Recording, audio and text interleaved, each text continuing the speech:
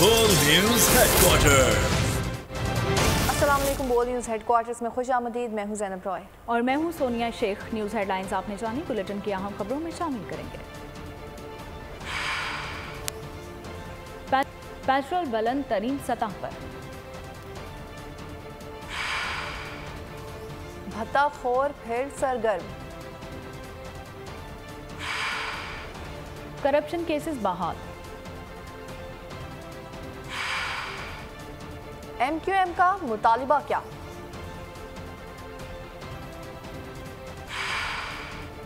और दुनिया का सबसे बड़ा पार्क। बुलेटिन का बाकायदा आगाज करेंगे और पेट्रोलियम मसनूआत की बढ़ती कीमतों के हवाले से आपको बताएंगे कि पेट्रोलियम मसनूआत की कीमतों में बड़ा इजाफा देखने में आया है। पेट्रोल और डीजल की कीमतें मुल्क की तारीख की बुलंद तरीन सतह पर पहुंच चुकी हैं। पेट्रोल की फी लीटर कीमत 26 रुपये 2 पैसे मजीद बढ़ गई। डीजल की फी लीटर कीमत में 17 रुपये 34 पैसे का इजाफा हो चुका है। वजारत खजाना ने आइंदा 15 रोज के लिए नई कीमतों का ऐलान कर दिया। पेट्रोल और डीजल के फी लीटर मार्जिन में 88 पैसे का इजाफा कर दिया गया है। पेट्रोलियम मसनूआत मजीद महंगी कर दी गई। कीमत मुल्क की तारीख की बुलंद तरीन सतह पर पहुंच गई। वजारत खजाना ने आइंदा 15 रोज के लिए पेट्रोलियम मसनूआत की कीमतों का ऐलान कर दिया। पेट्रोल की कीमत में 26 रुपए 2 पैसे का बड़ा इजाफा। नई कीमत 331 रुपए 38 पैसे फी लीटर मुकर्रर। डीजल के नर्ख मजीद 17 रुपए 34 पैसे बढ़ गए। नई कीमत 329 रुपए 18 पैसे फी लीटर हो गई। पेट्रोल और डीजल के फी लीटर पर मार्जिन में 88 पैसे का इजाफा किया गया। पेट्रोल पर ऑयल मार्केटिंग कंपनियों का मार्जिन 47 पैसे फी लीटर बढ़कर 6 रुपए 47 पैसे हो गया। पेट्रोल पर डीलर्स का मार्जिन 41 पैसे बढ़ाकर 7 रुपए 41 पैसे फी लीटर कर दिया गया। निगरां हुकूमत के एक माह के अरसे में पेट्रोल 58 रुपए 43 पैसे और डीजल 55 रुपए 78 पैसे महंगा हो चुका है। पेट्रोलियम मसनूआत कीमतों में इजाफे पर शहरियों का कहना है कि पेट्रोल की कीमत में इजाफे से मजीद बोझ बढ़ेगा। आधे से ज्यादा तनख्वाह पेट्रोल पर खर्च हो जाती है, जिससे रोजमर्रा के मामूलात जिंदगी पर भी असर पड़ता है। महंगाई की वजह से बच्चों का पेट पालना मुश्किल हो गया है। बहुत मुश्किल गुजारा हो गया इस टाइम करना साडे लिए। किराया साडा वधन नहीं रहा, पेट्रोल वधी जा रहा। पेट्रोल इदा वधना जिदा टुट्टी जुत्ती वधदी है। की करिए हुण किधर नूं जाइए? महंगाई बहुत ज़्यादा हो गई है। रात नूं 1000 रुपया फड़ते हैं, वार्डन वाला आके चलान करता वो लै जाता। जो बंदा 400, 500, 700 रुपए की दिहाड़ी लगाता है वो किराया देगा या अपने घर चलाएगा? जो हमारे बड़े हुक्मरान हैं उनको ये गरीब आवाम का सोचना चाहिए कि इनके हालात कैसे। इनके घर के चूल्हे भी बंद हो चुके हैं। पहले तो गुंजाइश होती थी ना कि चूल्हे बंद हो जाएंगे, अब बंद हो चुके हैं। इतना ज़्यादा इन्होंने पेट्रोल महंगा किया हुआ है। 306 रुपए पहले लीटर है। बंदा ये फिर घर से निकलना बंद कर दे, पैदल सफ़र करना शुरू कर दे। पहले इतनी महंगाई हो चुकी है। आटा, पेट्रोल, घर को खाने के लिए कुछ नहीं मिलता आवाम को। आवाम क्या करेगी? फिर सड़कों पे आ जाए। कोयटा के इलाके वाली तंगी में दहशतगर्दों के खिलाफ बहादुरी से लड़ते हुए शहादत पाने वाले सूबेदार कैसर रहीम की नमाज जनाजा कोयटा गैरिजन में अदा कर दी गई। नमाज जनाजा में corps commander Balochistan lieutenant general Asif Ghafoor और दीगर सीनियर अस्करी हुकाम ने शिरकत की। नमाज जनाजा के बाद शहीद के जस्द खाकी को आबाई इलाके रवाना कर दिया गया, जहाँ शहीद को पूरे फौजी एजाज़ के साथ सुपुर्द खाक किया जाएगा। जुमे के सुबह दहशतगर्दों के सिक्योरिटी फोर्सेस पर हमला किया। पाक फौज के सूबेदार कैसर रहीम ने बहादुरी से लड़ते हुए जामी शहादत नोश किया। एक सिपाही शदीद जख्मी भी हुआ है। जवाबी फायरिंग में 3 दहशतगर्द जहन्नुम वासिल हो गए। ISPR के मुताबिक सिक्योरिटी फोर्सेस दहशतगर्दी के लानत को ख़त्म करने के लिए पुरअज़्म है और बहादुर सिपाहियों की कुर्बानियाँ हमारे अज़्म को मज़ीद मजबूत करती हैं।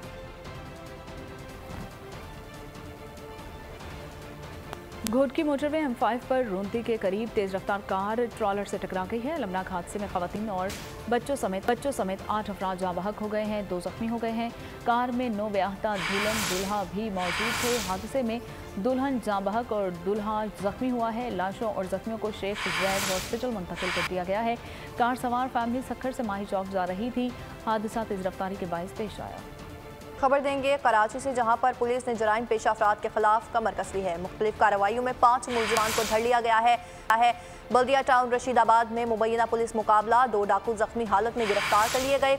असलहा और छीनी गई मोटरसाइकिल भी बरामद कर ली गई है। पुराना गोलीमार के करीब पुलिस और डकैत आमने सामने, फायरिंग के तबादले में डकैत जख्मी हालत में गिरफ्तार, जबकि कोरंगी नंबर 3 लिंक रोड के करीब भी जख्मी डकैत पुलिस के हत्थे चढ़ गए और गिरफ्तार। 2 मुल्जिमान के कब्जे से असलहा और छीनी गई मोटरसाइकिल भी बरामद कर ली गई। तो उधर सुपर हाईवे पर AVLC का लिफ्टरों के मुकाबला और फायरिंग के तबादले में एक मुलजिम जख्मी हालत में गिरफ्तार कर लिया गया है, जबकि 2 मुलजिमान अंधेरे का फ़ायदा उठाते हुए फरार हो गए। गुज़िश्ता रोज़ अल-फलाह के इलाके में चोरी की गई कार बरामद कर ली गई। कराची में भत्ताखोर फिर सरगर्म हो गए हैं। सोल्जर बाजार में चौकीदार का कत्ल भत्ते का मामला निकला। पुलिस के मुताबिक बिल्डर को लियारी गैंग वार्ड जमील सांगा ग्रुप ने भत्ते की पर्ची भेजी थी। CCTV बोल न्यूज़ को मौसूल हो गई है और मोटरसाइकिल सवार 2 मुल्जिमान प्लॉट पर पहुंचे और चौकीदार पर अंधाधुंध फायरिंग कर दी। कराची के इलाके कायदाबाद में शादी की तकरीब में फायरिंग, खातून जाँ बहक और 2 अफराद जख्मी हो गए। पुलिस हुकाम ने बताया कि जाँ बहक खातून दुल्हन की बहन थी। फायरिंग का वाक़या जाती रंजिश का शाखसाना मालूम होता है। वाक़े के बाद मुलजिम फरार हो गया। जाँ बहक खातून की बहन ने रोते हुए बताया कि इतवार को मेरी बारात थी, सब तैयारियां धरी रह गई हैं और ज़मीन के तनाज़े पर हमारे मुखालफीन ने फायरिंग की। घरेलू मुलाजिम नादिर भी इनके साथ ही मिल गया। आपको बता रहे हैं कराची के इलाके कायदाबाद से, जहां पर शादी की तकरीब में फायरिंग से खातून जाँ बहक जबकि 2 अफराद जख्मी हो गए और पुलिस हुकाम ने बताया कि जाँ बहक खातून दुल्हन की बहन थी। फायरिंग का वाक़या ज़ाती रंजिश का शाखसाना मालूम होता है। वाक़े के बाद मुलजिम फरार होने में कामयाब हो गया, जबकि जाँ बहक खातून की बहन ने रोते हुए बताया कि इतवार को मेरी बारात थी और सब तैयारियाँ धरी रह गई। ज़मीन के तनाज़े पर हमारे मुखालफिन ने फायरिंग की थी। घरेलू मुलाजिम नादिर भी उनके साथ मिल गया था। मार दिए बाइक के ऊपर था, दूसरा लड़का था उसके साथ, उसने पूछा बेटा हुआ था कि मेरी बहन का नौकर था, जायदाद का मसला था, के साथ मिल गया था, हमसे पैसा ले लिया था इसने। ये बोलते थे ये भी मकान हम ले लेंगे, इसको फोन पे धमकियां देता था। यहाँ आपको बताएं कि गुजरांवाला थाना ख्याली में पुलिस एहलकार ने तल्ख कलामी के बाद फायरिंग करके अपने साथी सब इंस्पेक्टर को कत्ल कर दिया। कांस्टेबल यूनुस फायरिंग के बाद सरकारी असलहे समेत थाने से फरार हो गया। पुलिस ऑफिसर्स ने थाना पहुंचकर तफ्तीश शुरू कर दी है। लाहौर के इलाके मनावा में दरीना दुश्मनी पर 2 अफराद को मौत के घाट उतार दिया गया। पुलिस के मुताबिक मकतूलीन में 23 साल राशिद और 18 साल अब्दुर्रहमान शामिल हैं। लाशें पोस्टमार्टम के लिए अस्पताल मुंतकिल कर दी गई और मुलजिमान की तलाश शुरू कर दी गई है। कराची के इलाके डिफेंस फेज 2 में घर में काम करने वाली 15 साल लड़की पर पुरस्कार तौर पर लापता लड़की वजीहा की वालिदा ने डिफेंस थाने में मुकदमा दर्ज करवा दिया है। बच्ची की वालिदा के मुताबिक बेटी को मालकिन के घर पैसे लेने भेजा था। वालिदा की CCTV फुटेज भी सामने आ गई है। CCTV फुटेज में 15 साल वजीहा को वाज़ेह तौर पर वापस आते और जाते देखा जा सकता है। पुलिस ने वाक़े से मुताल्लिक तहकीकात भी शुरू कर दी हैं। खबर देंगे आपको हारूनाबाद से, जहां पर चोरी की वारदात। मोटरसाइकिल सवार 2 नामालूम मुसल्ला चोर ATM तोड़कर 40 लाख रुपए ले उड़े। वारदात की CCTV फुटेज मंजर-ए-आम पर आ गई। फुटेज में नकाब पोश 2 अफराद को ATM में दाखिल होते और ATM तोड़कर तकरीबन 40 लाख रुपए चोरी करके फरार होते देखा जा सकता है। और BDM हुकूमत की नैब तरमीम सुप्रीम कोर्ट में कालादम करार दे दी गई हैं। सियासतदानों के खिलाफ करप्शन केसेस भी बहाल हो चुके हैं। 50 करोड़ से कम के करप्शन केसेस एक बार फिर नैब को मुंतकिल हो चुके हैं। मुल्जिम और प्ली बार्गेन करने वाले अफराद अवामी ओहदे के लिए नाअहल करार दे दिए गए हैं।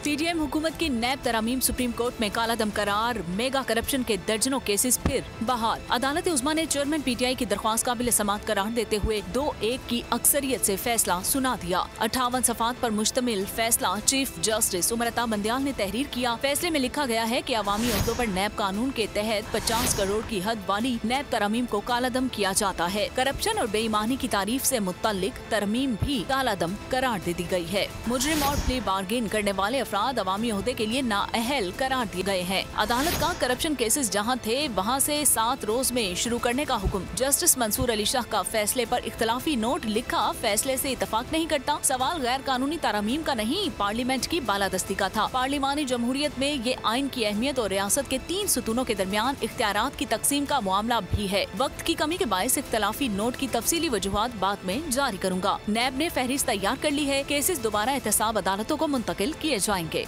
निगरान वज़ीर आज़म अनवारुल हक काकड़ कहते हैं नैब तरामीम से मुतालिक अदालती फैसले पर मुशावरत करेंगे। सिर्फ सियासतदानों का नहीं बल्कि पब्लिक ऑफिस होल्डर्स का भी एहतसाब होना चाहिए। एहतसाब का निज़ाम सबके लिए यकसा होना चाहिए, लेकिन ऐसा एहतसाब भी ना हो जिसमें सिस्टम शल हो जाए। इंतखाबात की तारीख का ऐलान इलेक्शन कमीशन करेगा। निगरान हुकूमत का काम शफाफ इंतखाबात करवाना और तमाम जमातों को लेवल प्लेइंग फील्ड फराहम करना है। इजलास से खिताब में निगरान वज़ीर आज़म का मजीद कहना था कि सिविल इदारे अपनी कारकर्दगी मजीद बेहतर करें। इंतखाबात की तारीख का ऐलान मैं करूंगा तो मैं गैर कानूनी काम करूंगा। ये इतना सादा नहीं है कि ट्रेड खुल गया और डॉलर स्मगलिंग शुरू हो। उस पर 0 टॉलरेंस। गैर कानूनी इंडस्ट्री करेंसी की जो थी उस पर हमारा क्रैकडाउन जो है ना वो बड़ा कंसिस्टेंट होगा। कोई मुगल बादशाह तो हूँ नहीं कि डिक्री जारी कर दूँ। कल सुबह ये जो 10 ब्यूरोक्रेट हैं और जो 10 सियासतदान हैं इन तमाम को एक लाइन में खड़ा करके जो है ना गोलों से उड़ा दिया जाए ताकि पैगाम वाज़े तौर पे चला जाए। किसी छोटी मछली और बड़ी मछली को नहीं जानता, मैं सिर्फ एक ही मछली को जानता हूँ और वो है कानून की। हमारी गवर्नमेंट की प्रायोरिटी है जो रिलीफ हम इंतजामी इंटरवेंशन से दे सकते हैं। 200 यूनिट्स के हवाले से इंशाल्लाह बहुत जल्द हम इंस्टॉलमेंट्स वो करें। पीपल्स पार्टी ने इलेक्शन कमीशन से फौरी इंतखाबात की तारीख देने का मुतालबा कर दिया है। बिलावल भुट्टो का प्रेस कॉन्फ्रेंस में कहना था कि आईनी बहरान के खात्मे के लिए इलेक्शन की तारीख का ऐलान किया जाना जरूरी है।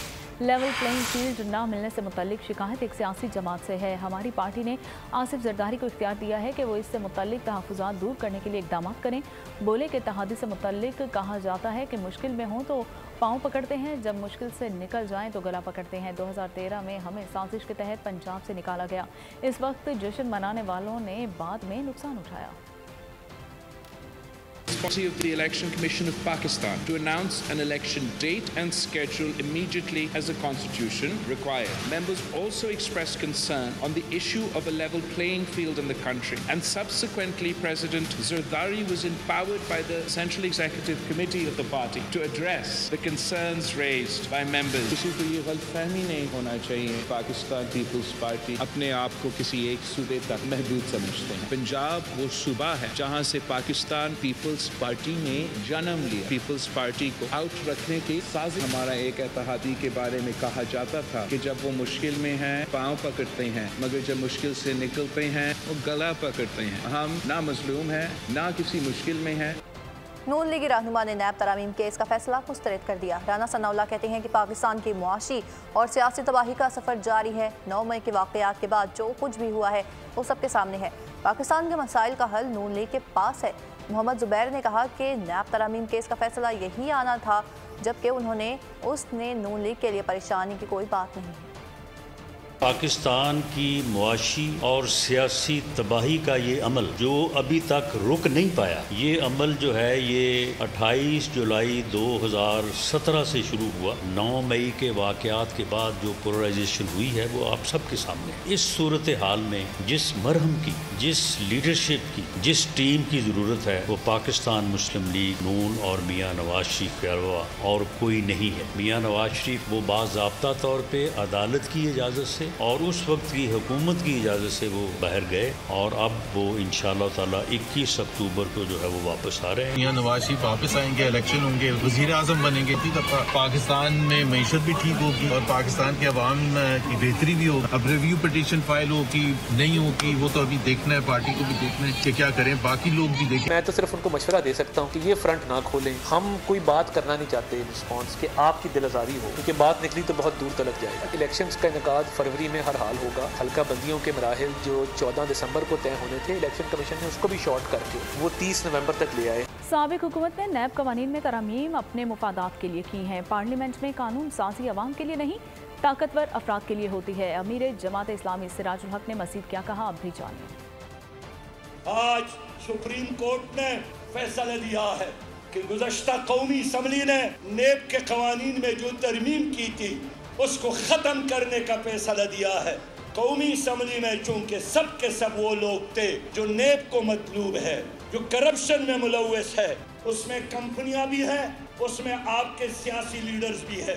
1991 से लेकर 2015 तक जिन लोगों ने कर्जे लिए हैं और माफ करवाए हैं 4 करोड़ 30 अरब 35 करोड़ 37 लाख रुपया, 1 अरब से ज्यादा कर्जा, और शीरे मादर की तरह हड़प किया और बगैर डकार के हजम किया। हम शफाफ एहतसाब चाहते हैं, हम सबका एहतसाब चाहते हैं। हुकूमत का सुप्रीम कोर्ट में नैब तरमीम केस में नजरसानी दायर करने का फैसला अटॉर्नी जनरल ऑफिस ज़राए ने तस्दीक कर दी। अटॉर्नी जनरल ऑफिस के मुताबिक सुप्रीम कोर्ट का फैसला वफाकी हुकूमत और अटॉर्नी जनरल ऑफिस की गुजारिशात के बरक्स है। फैसले के खिलाफ 30 रोज़ में नजरसानी दायर करने का इख्तियार है।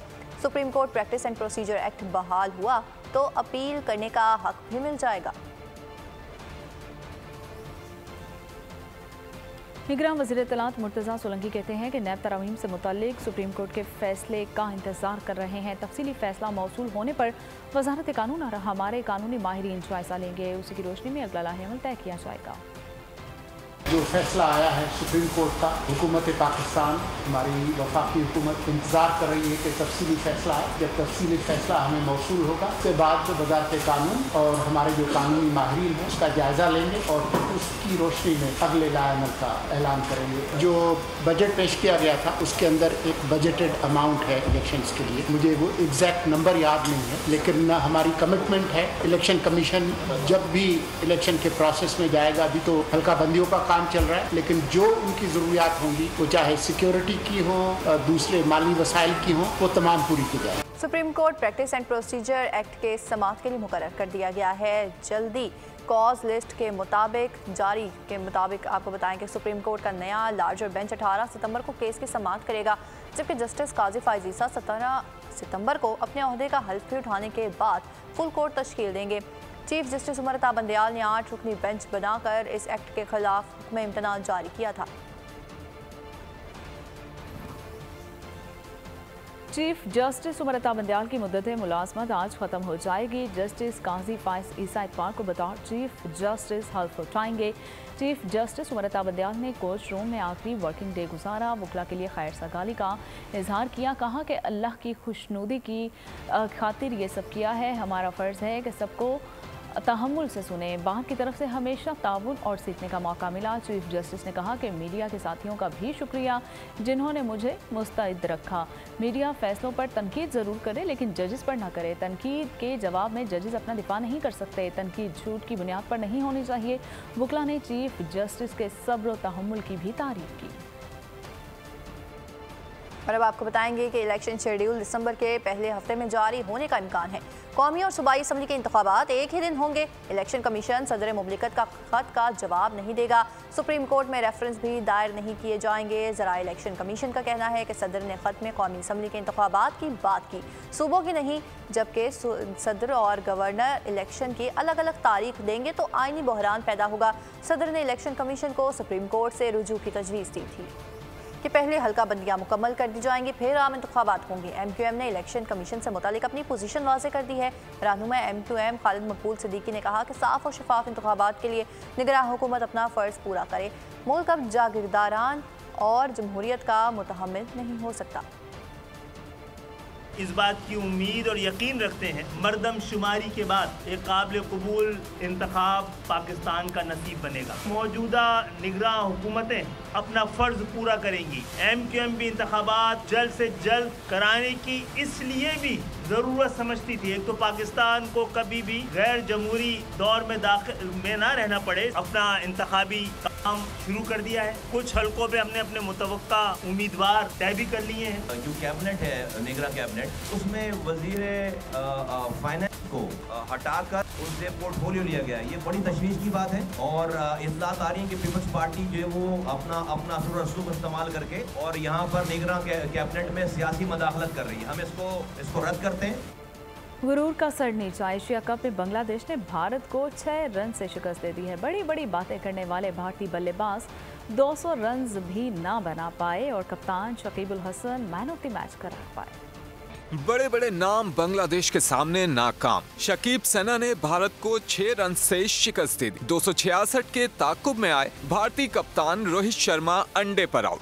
ओपनर शुभमन गिल ने बेहतर कारकर्दगी दिखाई, 121 रन बनाए। अक्षर पटेल ने 42 और सूर्या कुमार ने 26 रन बनाए। 3 के अलावा कोई भी बल्लेबाज 20 का हिंसा पार न कर सका। पहले बैटिंग करते हुए बांग्लादेश ने 265 रन बनाए थे। टॉप ऑर्डर नाकाम रहा, लेकिन मिडिल ऑर्डर ने जिम्मेदारी निभाई। तौहीद और नासिम अहमद 44 रन बनाकर आउट हुए। मेहदी हसन 29 रन बनाकर नॉट आउट रहे। गिरती पड़ती बैटिंग लाइन को संभाला, 3 छक्के 6 चौके लगाए, 85 गेंदों पर 80 रन बनाए। बांग्लादेशी कप्तान बेहतरीन और जिम्मेदाराना कारकर्दगी दिखाई। 10 ओवर्स में 1 विकेट के बदले सिर्फ 43 रन दिए, जिस पर उन्हें मैन ऑफ द मैच करार दिया गया। एशिया कप में बदतरीन नाकामी का सामना रहा। कौमी कप्तान ने गलतियों का एतराफ़ कर लिया। बोले कि वर्ल्ड कप से पहले खामियां दूर करनी होंगी। नसीम शाह के फिट होने में टाइम लग सकता है, जबकि हारिस रऊफ की इंजरी संजीदा नहीं है। वर्ल्ड कप से पहले फिट हो जाएंगे। वर्ल्ड कप से पहले कौमी टीम के मुतादिद खिलाड़ी इंजरी का शिकार।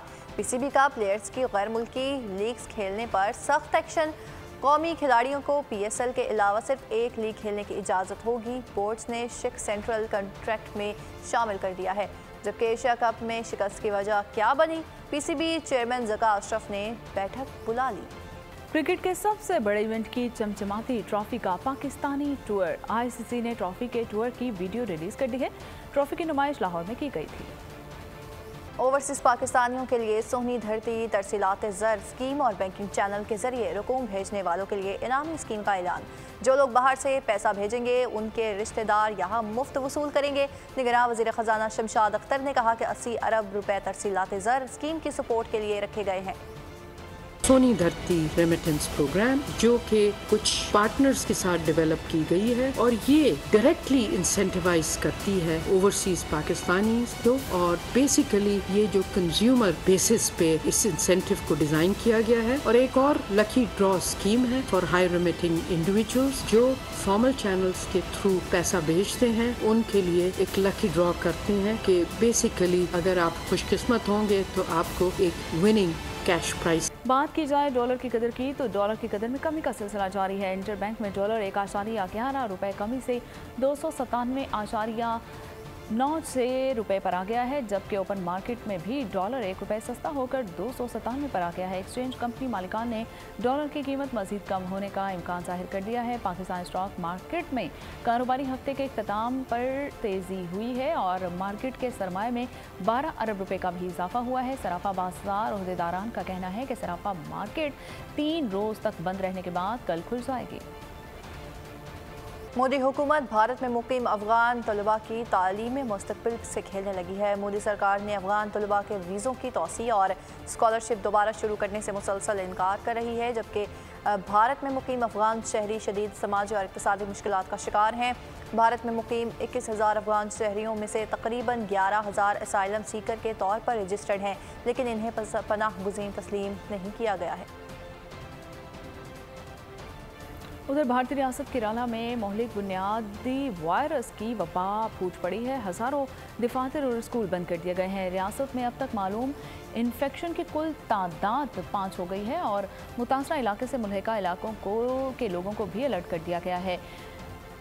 निपा वायरस से अब तक 2 अमवात हो चुकी हैं, जबकि एक नौजवान की हालत तशवीशनाक है। खदशा जाहिर किया जा रहा है कि वायरस बांग्लादेश से भारत में फैला है।